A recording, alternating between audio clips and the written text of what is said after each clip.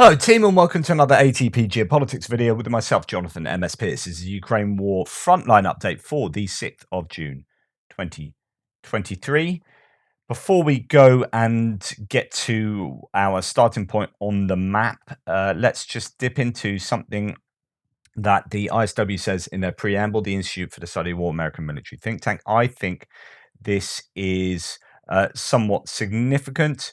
So, the Russian Black Sea Fleet is attempting to mitigate complications with logistical support in occupied Crimea by shifting resources to mainland Russia. Ukrainian Southern Operational Command spokesperson Humenyuk reported yesterday that Russian forces are transferring the Black Sea Fleet's logistics centers from Sevastopol, occupied Crimea, to Novorossiysk, Krasnodar Krai. Humenyuk stated that Russian forces are moving the logistics centers because of widespread logistical and ammunition provision issues in occupied Crimea. Humenyuk noted that Russian amphibious ships are continuing to maneuver in the Black Sea and enter Sevastopol, but that the overall center of gravity of the Black Sea Fleet appears to be shifting towards Novorossiysk.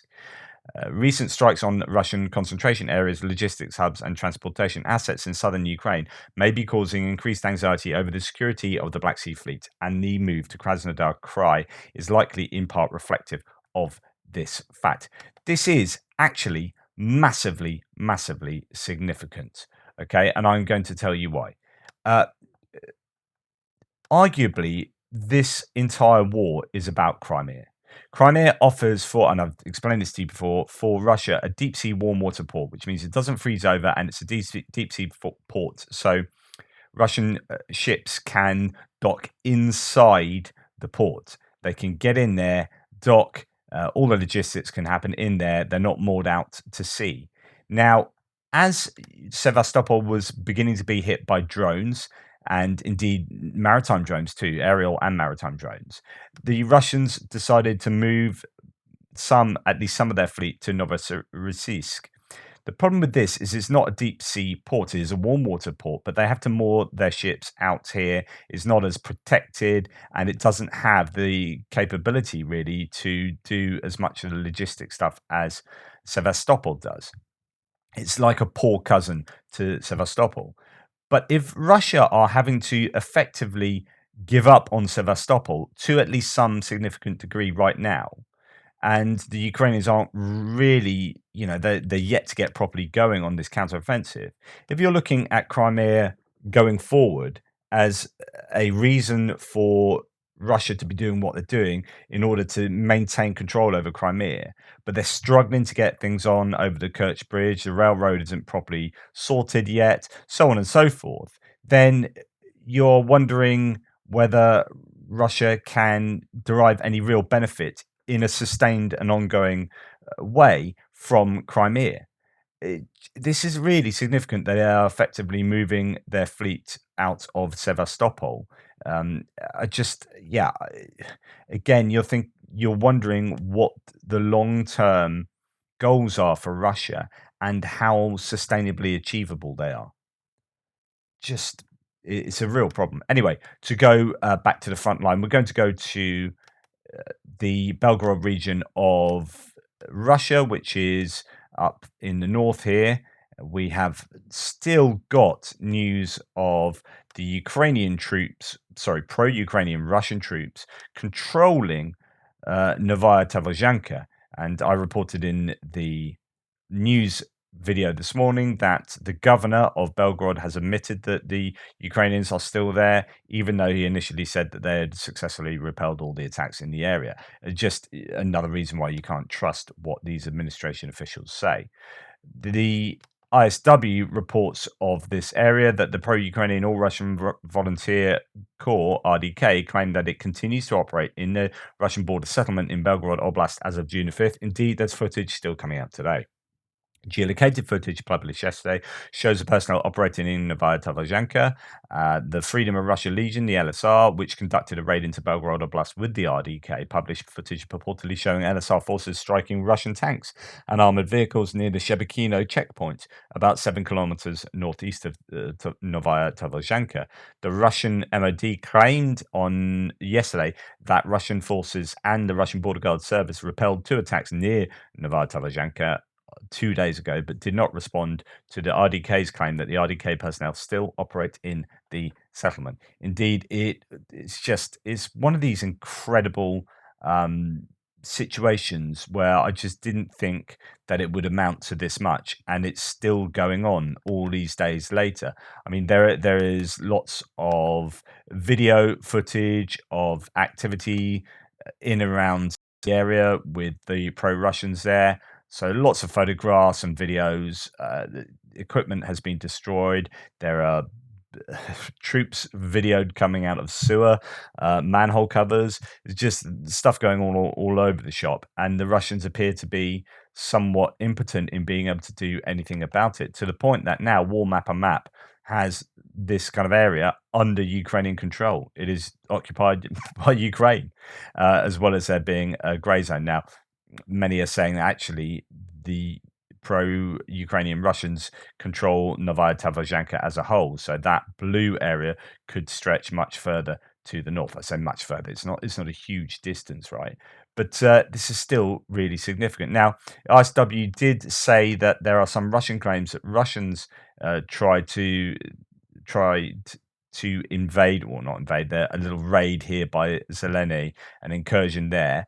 One of the things I was going to suggest that would be quite a good idea for the Russians to do is play at the Ukrainians' game here, which is if the Ukrainians can have these incursions into Russia and cause problems, well, one of the best ways of defending against that is to attack. So if you had incursions all along here with Russian troops, then the Ukrainians would have to pull back and start defending around here rather than attacking. But then part of the problem for the Russians is they can't defend actively around here because they don't seem to have the troops. They don't seem to have the capacity there to do that. So if you're talking about having other incursions, offensive activities for the Russians in and around this border, then that would require the forces that they apparently don't have.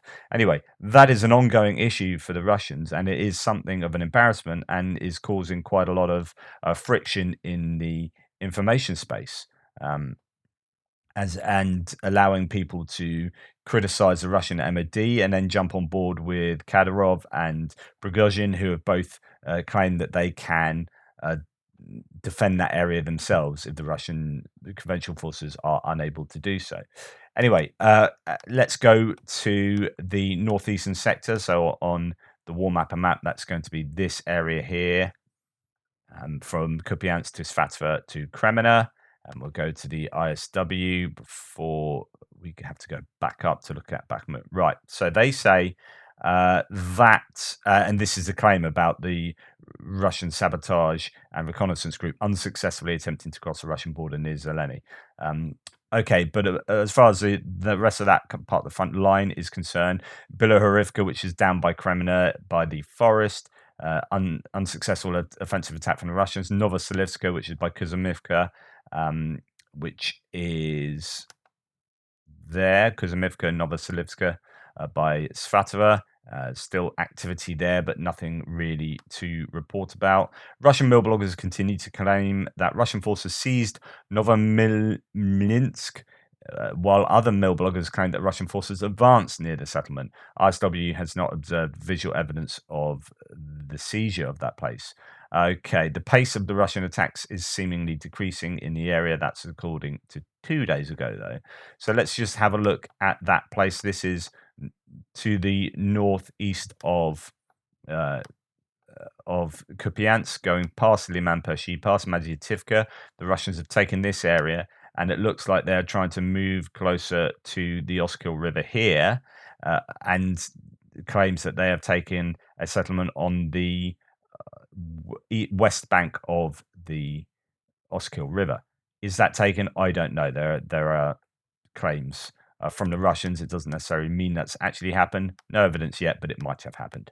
Okay, as we come down past Kreminna, not too much to report, really. There's activity in Belgorod, as you can guess. Spirna, I believe, there is still pretty active there, but we come basically down to Bakhmut already. The Poulet Volant map just shows some activity in Kuzmivka as being the only activity worthy of mention there, and then into Bakhmut, where, as you can see, there are there's pressure from the Ukrainians north of Bakhmut and around Klishchivka to the south. There was a report around activity in the Soledar area, but it's sometimes difficult to know where exactly they're talking about the Russians because it although this is Solidar, so you think they might be attacking in I don't know Vazikivka area or whatever. They generally call this whole area the Solidar area. Sometimes I say generally. Sometimes Rebar seems to call this whole axis, this whole theatre, the Solidar area. So it's a bit difficult. Anyway, ISW says of Bakhmut, which is back at the top. They're all over the place, really, at the moment when they're reporting on this stuff. So, Ukrainian forces made limited advances north and southwest of Bakhmut yesterday. Malia reported that Ukrainian forces are conducting offensive operations on the eastern front in the Bakhmut area and advanced 200 to 1,600 meters in the direction of Orikovo-Vasilivka, that's to the north, 100 to 700 meters near Ivanivska, that's to the south, and Klishchivka as well. Ukrainian Eastern Group Forces spokesperson Cherevati reported that mechanized Ukrainian forces also advanced from 300 meters to 1 kilometer in the direction of Zalizyansky and Bodanivka. So that is quite a lot of advancing. So Zalizyansky is there. We have activity around Orikovo-Vasilivka and then Ivanivska down here and Klishchivka. So pretty much all over the shop, and also perhaps Rozdalivka.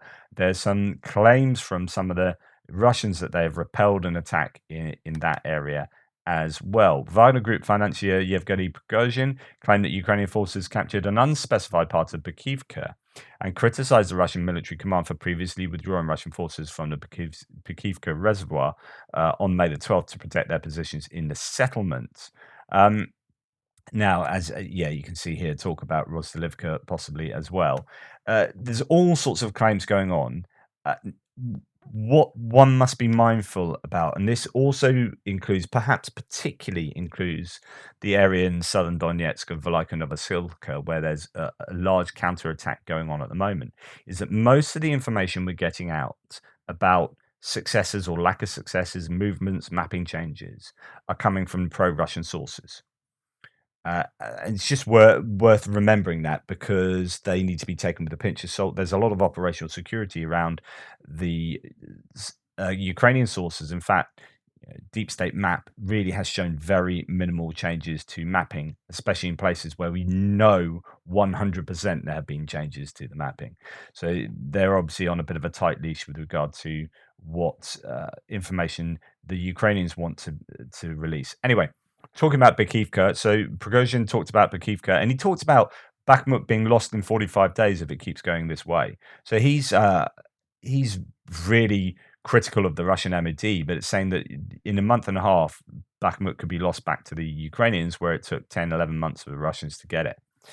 So situation, this is Syriac maps. Syriac maps are being pretty pro-Russian today, I have to say, and we'll come on to that with what their claims are concerning the dam in Novokhovka being destroyed. Anyway, they are saying situation north of Bakhmut yesterday. Ukrainian army advanced south of Bakhivka Reservoir and reached the dam and southern houses of the town. The dark blue line, what he means is this line here. However, the Russian army counterattacked and forced it towards the reservoir. So the idea, at least as far as Syriac maps, is that the Ukrainians made some gains and they actually got into the town and then were repelled out of the town back to the reservoir, but still have those gains in place. Whether that's wholly true, I don't know, as far as being pushed back. Denis Pushilin, who is the DPR chap for the Russians, himself has reported that the situation in Bakhmut's flanks is difficult. Situation on the flanks of Artemovsk is very difficult but controlled. The city itself is under constant shelling, said Denis Pushilin. And he goes on to talk about the Adiivka direction. We'll come to that. No Reports says the situation north of Bakhmut and Bakhivka itself is contested because of Prigozhin's claims. Maliar's claim that progress towards Paraskevivka is believed to be southeast of the Orikovo-Vasilivka along the M03 highway. So in other words, there are advances here by Orikovo-Vasilivka towards Paraskevivka, which is over here just by Krasnohar. If you remember these places from when they were attacking through there, well, the Ukrainians are pushing back down a highway, arguably, as according to Knoll reports, and then going on to say that there's activity around Bakhmut as well, and that's all in the grey zone there, with pushes up to just to the south of the reservoir for the Ukrainians. Then goes on to say south of Bakhmut, north of Klishchivka, Ukrainian troops have launched an attack with the aim of cutting off Klishchivka from the north. The Klishchivka-Bakhmut supply route is reportedly under heavy artillery fire. And indeed, there are a number of claims that the Ukrainians are really hammering the Russians with artillery in the area. That is reducing their morale. Indeed, uh, some of the claims here. So this has just come out today. Ukrainian soldier Osman from the 24th Battalion Ida reports more advances near Bakhmut. Quote, "We are advancing in the direction of Bakhmut, even to positions that the Russians, reached by the end of January. Prisoners say that they haven't received food and ammunition for 2 days." So things are looking pretty bleak for the Russians there. As Rebus says, again, you can see Solidar direction here. The claims are in the last weeks after it was freed, battles have unfolded around Bakhmut in the information space. There's very little reliable data on the situation at the front, and in the Ukrainian segment of the internet, they're already talking about entering Bakhmut itself. What do we know now? There are localized attacks by Ukrainian formations. Yesterday and today, the AFU tried to attack Russian positions near the Bakhmut reservoir from the south. Footage suggests that their infantry was hit by artillery and the sortie was thwarted. The head of Wagner PM Gozhin announced that the AFU had entered Bakhmut, but at the moment there's no confirmation. Entering the village without holding Zalizhnyansky and Dubovo-Vasilivka is extremely problematic. And south of the reservoir, the attack was repulsed. To the north, the AFU successfully attacked positions towards Zalizhnyansky. Also, Ukrainian formations twice tried to break through in Rozdalivka. As a result of the fighting, the Russian armed forces destroyed more than 10 units of tanks and infantry fighting vehicles.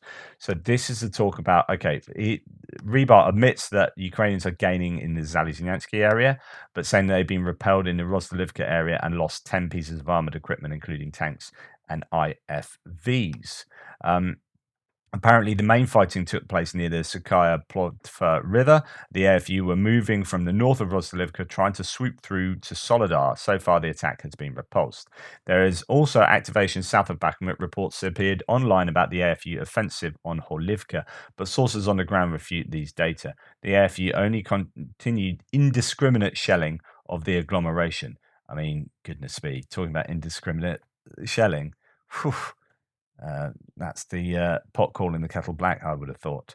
Just north of Mayorsk, and he goes on to talk about Mayorsk here, which is to the south of um, Bakhmut. So Mayorsk is here, where the train line goes through. There's a junction where a train goes in two directions. This is Mayorsk, and there's some activity there. The Ukraine has gained a little bit some time ago now. This is just where the canal comes down as well. As you can see, Kurdyamivka goes on to Ozarianivka, and then it comes down into Mayorsk.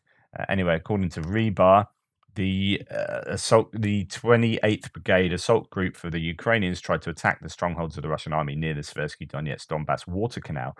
No breakthrough was made, but attempts to cross the canal south of Kurdyamivka continue. And then so that's the kind of claims you're getting concerning Bakhmut from the Russian side of things. It does seem that there is quite a bit of activity there.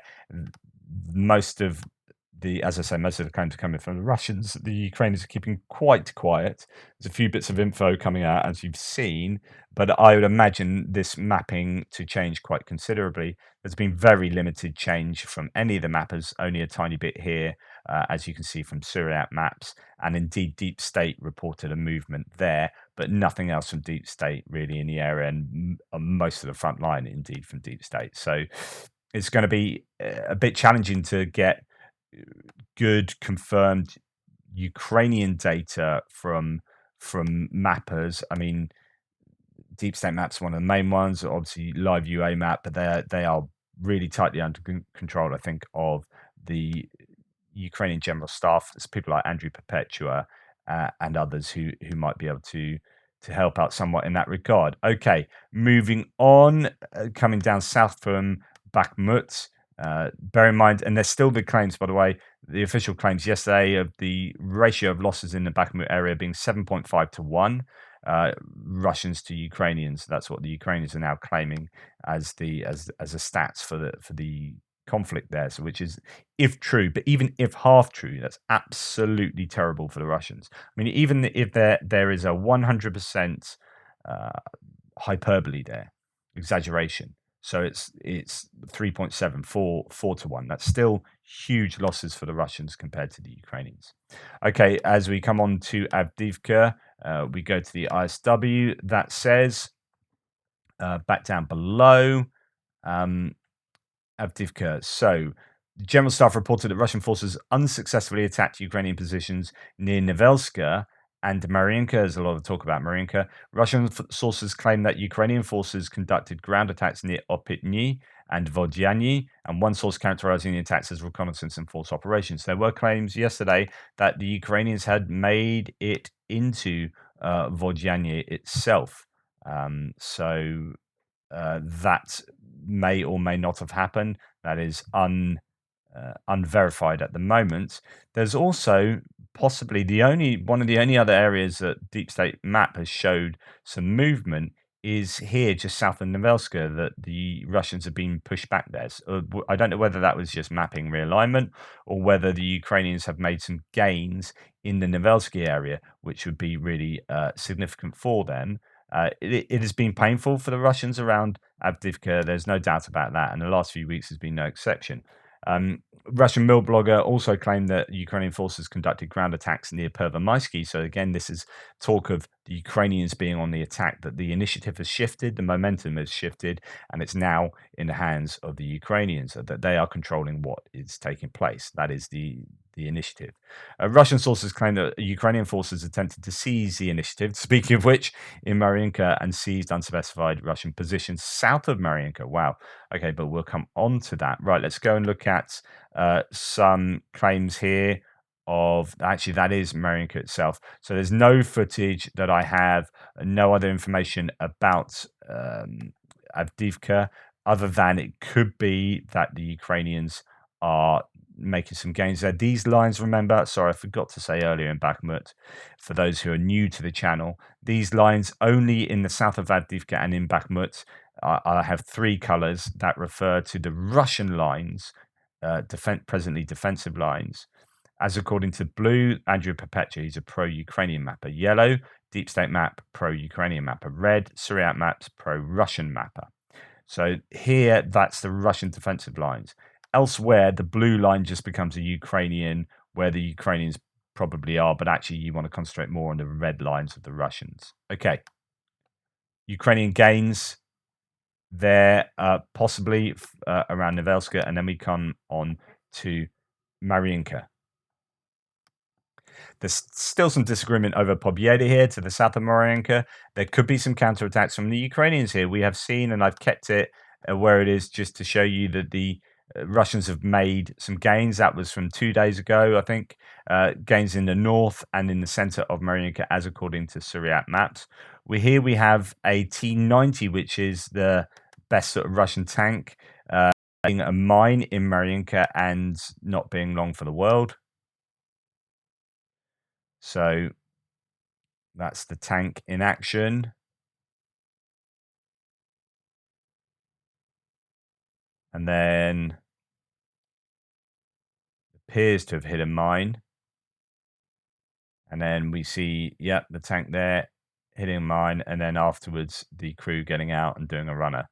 So that's probably the end of that tank. And I would assume that the Ukrainians would then try and hit that with IEDs and or ATGMs. So that's definitely not recoverable, as that is a T-90 tank. Anyway, that's Marinka. And then we come on further to the south, which is Velika Novosilka and the general area around there. And there's obviously quite a lot to say, because this is kind of the main area of the Ukrainian offensive. Is it the counter-offensive proper, or is this just a series of counterattacks that are probing? I don't know. both answers are arguably correct, or both answers are plausible. Okay, what has happened? Well, let's go back to Syriac maps to see what they claimed yesterday. So they claimed that the Ukrainians made some gains around, this is Nekuchna here. So just to let you know, you've got Velika Novosilka, which is very heavily defended. That's Ukrainian. Russians have tried to take that in the past and failed, and Vremivka as well. They've got Neshkuchna under their control, although the claims were yesterday that Neshkuchna fell to the Russians, to the Ukrainians, and then the Russians took it back. So I've put the Russian lines in red. That's yesterday's line in red, and then put the, oh goodness, I hate this mapping program sometimes, and I hit my fingers. So that is Neshkuchny, and the area as according to the map from yesterday. And then the blue lines are where the map arguably is today, apart from this area. And I'm going to explain what's going on there. So basically, it looks like Neskuchna was taken and then taken back by the Russians. Anyway, Syriac map says that yesterday Ukrainian forces retreated partially to their original positions, or to where they had advanced a little bit after the Russians pushed them back after some initial gains. And then over the last 24 hours, they've said that Ukrainian army launched a new offensive in the area and managed to recapture the town of Novodonetsk. It's important to note that Ukrainian troops took control over positions in the grey area during the last days, which allowed later to launch the attack from the southern shore of the Shaitanka River. Meanwhile, the town of Neshkuchna was fully secured by the Russian army, and Ukrainian attack towards Uruzane was repelled. And remember, all of this information is coming from pro-Russian sources. Take it with a pinch of salt. So Novodonetsk is to the east of Neshkuchna, which was recaptured apparently, and you had an attack over to the south of this river. There's a river there that they've crossed the river, got in, taken Novodonetsk, and then been repelled going towards these settlements down to the southeast. And then, despite talking about Bakhmut, they're coming back to talk about. Yeah, so it's expected the Ukrainian army will increase the attacks on the eastern front to divert Russian sources, while it will use the bulk of the new resources in the southern axis, with Melitopol still being the main objective. On September the 22nd, we wrote about the southern fronts and the possibilities the Ukrainian army had to advance towards the Azov Sea. Now this objective seems to be more difficult following the arrival of Russian mobilized troops and the construction of several trench lines. It's interesting that they're actually admitting that the Bakhmut counterattacks there, and Bakhmut in general, is a way of drawing troops away from here. And that's exactly what, well, I've been saying, and many pro-Ukrainians have been saying for some time now. And then going on to say just recently, just 2 hours ago, here, that Novodonetsk, and now they're saying that it's been retaken by the Russians. So situation southwest of Donetsk following the withdrawal of the Ukrainian army from the town of Novodonetsk. It was retaken by the Russians, and that is broadly the Russian claims in the area. So we have potentially the Russians now in control of Novodonetsk, although that had been taken. Ukrainians taking land around it. And then maybe being repelled a little bit in this area. And then yesterday, Ukrainians taking some areas. So the area that they did take has now been realigned to these red lines. So then over the last 24 hours, it appears that the Ukrainians have lost Novodorivka back to the Russians. So the Russians are countering in that area. Okay, let's get a few other claims, and I'm going to show you reporting from Ukraine as well. One reason why Ukraine is likely focusing on the Vuhledar, Velika Novosilka area is because Russia pulled units from there, and this is what Syriac maps are saying as well, to reinforce Bakhmut's flanks, and the 40th and 155th Naval Infantry Brigades were not properly reconstituted after their failed February-March assaults on Vuhledar. So you've got poorly constituted forces in the area, and you have had some of the forces being taken from this area and taken to Bakhmut. Therefore, this is potentially weak. Rob Lee says, quote, a Western official with knowledge of the situation, says that Ukraine advanced in the area of up to 5 to 6 kilometers. So there was a large advance, but whether they've been able to sustain that. Defmon says Ukrainian forces are probing the Russian lines in Volhyka area from 3 different directions. Blue dots represent recent geolocated videos, and the orange line is the Russian lines about a week ago. So yeah, you can see that they are attacking in 3 different directions here.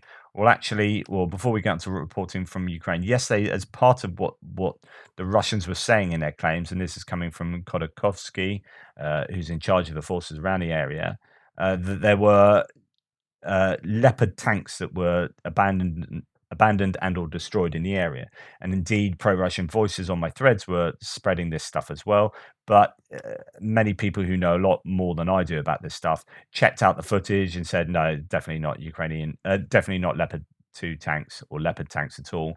These are almost certainly AMX-10 RCs, as it says here, misidentified as Leopards by the Russians.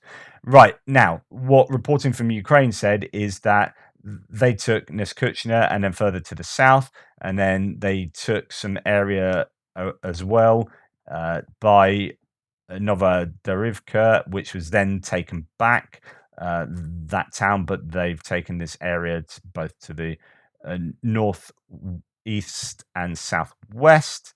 And as you can see there from those arrows, reporting from Ukraine saying that these are the 3 kind of directions, as we saw just from the other source, that they're attacking 3 directions.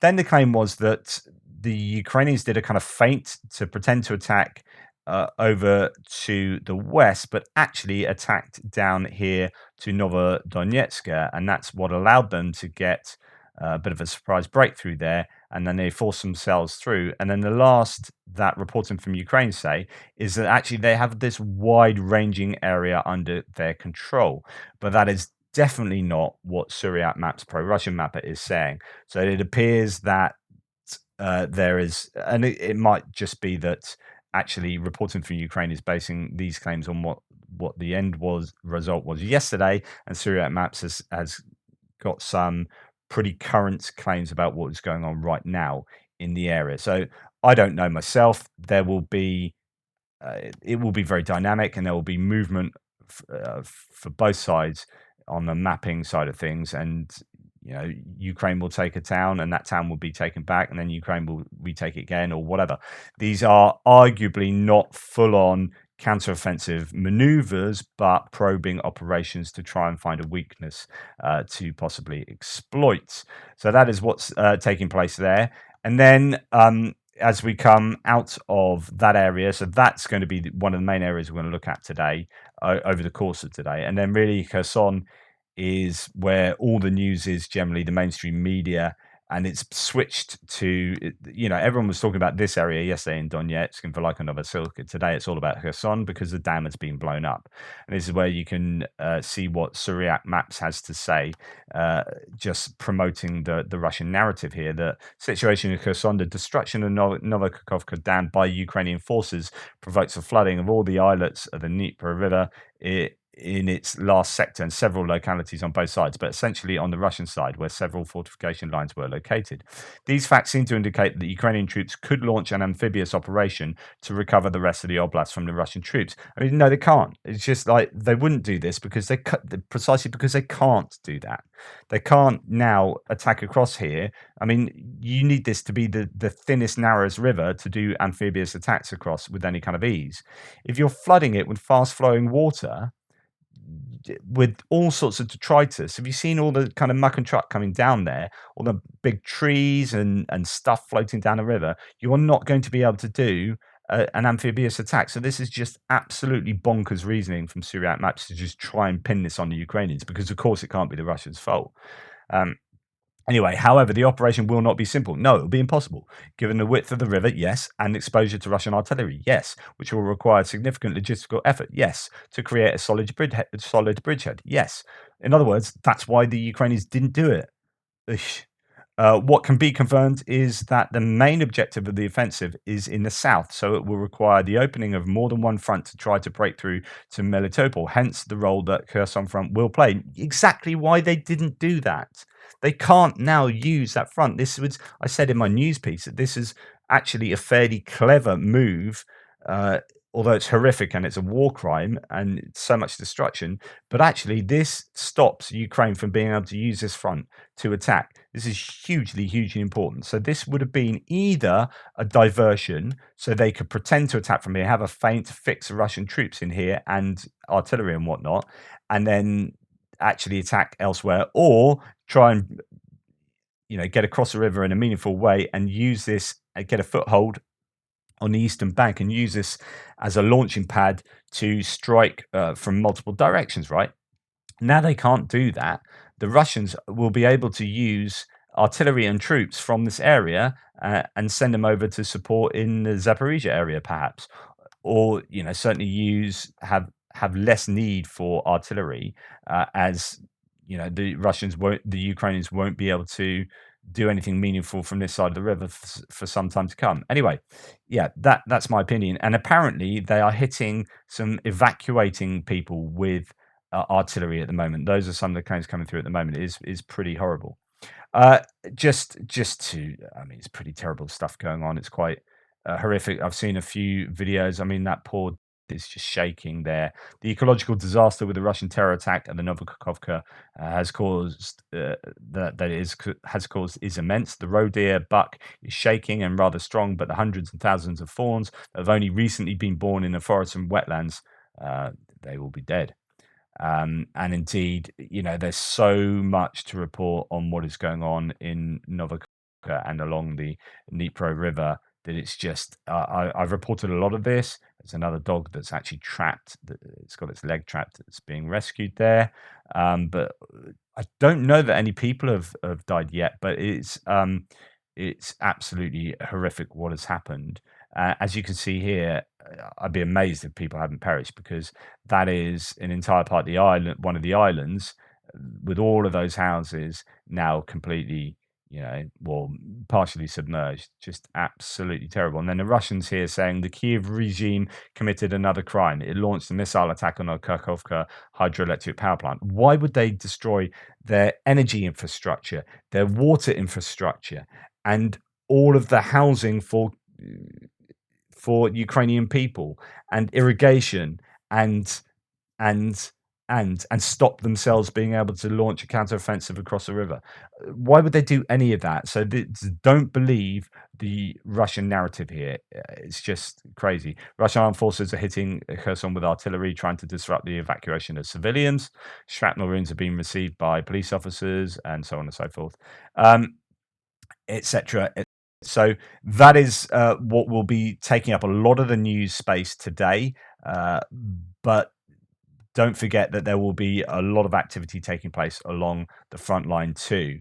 I just think that whole damn situation will play into the hands of the Russians, even if it does screw them over for agricultural irrigation. I think that's going to be the last thing that concerns them, especially when they can just um, still stop grain being exported for the Ukrainians anyway. There's still, and they're still stealing a lot of grain and grain stocks. So I don't know. I think they will have weighed these kind of pros and cons up and said, yeah, on balance, it's going to really screw over the Ukrainians. So we'll do that. And yes, I think it will really screw over the Ukrainians. And of course, the issues with the nuclear power plant and the levels of this whole reservoir lowering so that it won't be able to cool its reactors and whatnot is just a huge problem.